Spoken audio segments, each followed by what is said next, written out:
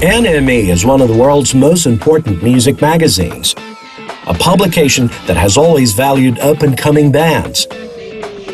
In Brazil, everybody's listening to new music on SoundCloud. SoundCloud shows the sound waves of songs. How could we advertise in a place without media?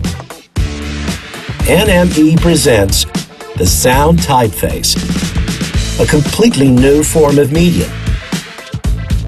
An alphabet written on sound waves. We developed a way to write using the waves, a unique way of showing that wherever there's music, there's NME. We sculpted the waves until they formed letters and composed a soundtrack for each one. With these letters, we created a piece for NME.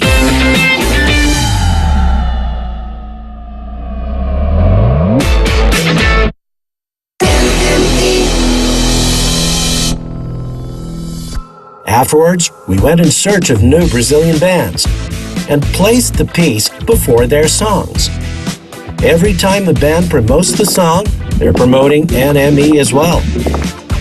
Every time a song is embedded on another website means more free media for NME. People would search for new music and find NME. Internet has changed the way we listen to music. NME changed the way we see it. NME.